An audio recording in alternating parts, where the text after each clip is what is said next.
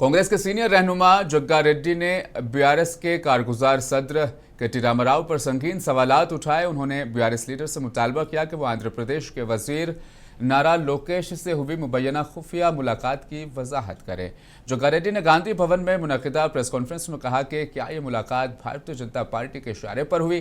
अवाम को बताएं कि इस खुफिया मुलाकात का मकसद क्या था, क्या कोई साजिश है और आप उसका हिस्सा हैं।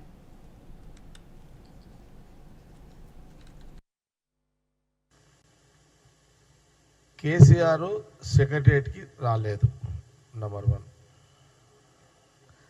ప్రజాక్షేత్రంలో ప్రజా జీవితంలో ప్రజల మధ్యలో ఎప్పుడు తిరగలేదు. నంబర్ 2.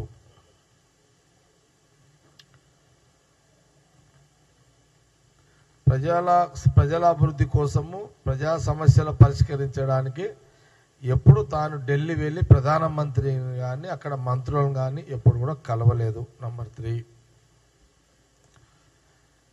ఆయన పర్మనెంట్గా ఫామ్ హౌస్కే పరిమితమైండు. నంబర్ 4. ఇది మీ నాయన చరిత్ర, కేసీఆర్ చరిత్ర.